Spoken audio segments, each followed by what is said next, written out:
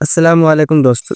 22 अप्रैल पहलगाम में जो हादसा पेश आए हैं, हाँ मानता हूँ सबके सब मुसलमान थे। बज़ाहिर बज़ाहिर यानी ऊपर ऊपर से मुसलमान मैं इसलिए कह रहा हूँ क्योंकि मुसलमान कभी आतंकवाद हो ही नहीं सकता, और जो आतंकवाद है वो मुसलमान है ही नहीं। और ये यूनिवर्सल ट्रूथ है, आप माने या ना माने। फिर भी मैं इस वीडियो में कुरान और हदीस की रोशनी में कुछ बातें आपके सामने पेश करना चाहता हूँ।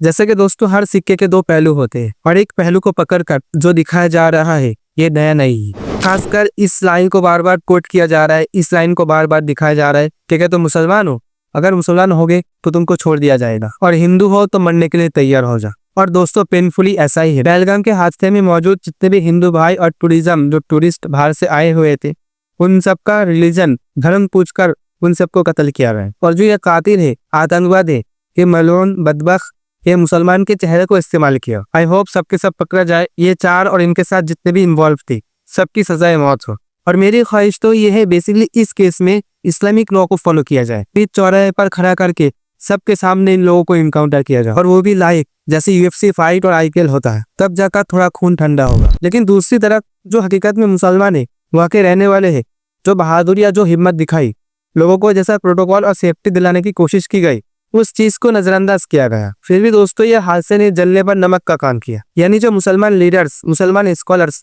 सदियों से अपने आप को, पूरे मुसलमान समाज को इन आतंकवादियों से अलग करने की कोशिश कर रहे थे, एक मर्तबा फिर ताजा हो गया। और इन सबको देखते हुए कुछ बातें कहना चाहता हूँ। इस्लाम की तालीम, इस्लाम की जो नॉलेज है, आपसे शेयर करना चाहता हूँ, ताकि अंदरूनी मुसलमान के बारे में जो गलत फहमी और जो मिसअंडरस्टैंडिंग हो रहा है उस चीज को दूर किया जाए। दोस्तों, इस तरीके के जितने भी हादसा होते हैं, ये आतंकवादी हमले होते हैं, चाहे वो पहलगाम का हो या पुलवामा अटैक का हो, इस्लाम उसको किस नजरिए से देखते हैं। हजरत मोहम्मद सल्लल्लाहु अलैहि वसल्लम जो हर एक मुसलमान के सिर्फ नबी ही नहीं बल्कि ऑथेंटिक आइडियल है, उन्होंने इस चीज को कैसे देखा है, चलिए जानते हैं इस वीडियो में। कुरान करीम में सूरह माइदा में आया है, इसी वजह से हमने बनी इसराइल पर हुक्म लिख दिया, इसने किसी एक इंसान को नाहक कत्ल किया, यानी मासूम लोगों की जान ली, या जमीन पर फसाद बर्पा किया, तो गोया उसने पूरी इंसानियत को कत्ल कर दिया।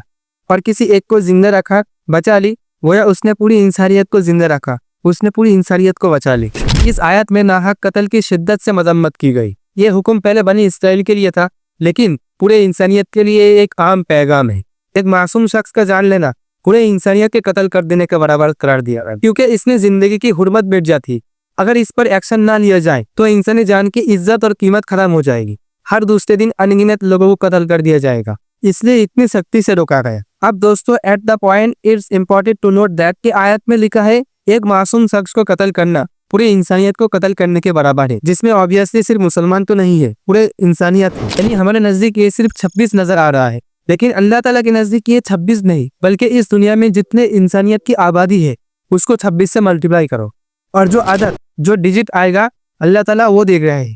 और हदीस में आया है क़यामत के मैदान में लोगों के दरमियान सबसे पहला फैसला कत्ल के मुताल्लिक मासूम लोगों के जान ले जाने पर फैसला किया जाएगा। तो इन सब के बाद भी ये कैसे कह सकते हैं कि ये मुसलमान ऐसे होते हैं, मुल्ला वैसे होता है, और एक आतंकवाद, ये सब इस्लामिक रूल्स, ये सब टर्म्स एंड कंडीशन कहाँ फॉलो करता है। दूसरी तरफ वो मुसलमान जिसको आतंकवादी के नजरिए से देखा जा रहा है, वो दाढ़ी टोपी सिर्फ इसलिए रखता है कि उनके हबीब अलैहिस्सलाम ने रखा था, जो सिर्फ आप अलैहिस्सलाम पर मोहब्बत का इजहार है और कुछ नहीं। इतना मोहब्बत रखने वाले एक मुसलमान दाढ़ी टोपी रखते हुए कैसे आप अलैहिस्सलाम की नाफरमानी कर सकते हैं। इसलिए मुसलमान कभी आतंकवाद थे ही नहीं, और जो आतंकवाद है वो मुसलमान है ही नहीं। तो इन सब के बावजूद भी अगर हिंदू मुस्लिम करते रहो तो करो, तुम जानो तुम्हारे काम जानी, जो जैसा काम करेगा हर एक को उसका बदला मिलेगा। मैं बस इतना चाहता हूँ कि हर एक का इस्लाम के मुताल्लिक दिल मुतमईन रहे। इस वीडियो को ज्यादा से ज्यादा शेयर करो ताकि सब जान सके, असल हकीकत तक पहुंच सके कि एक मुसलमान कैसे हो सकते हैं, इस्लाम क्या कहते हैं, शरीयत क्या कहते हैं।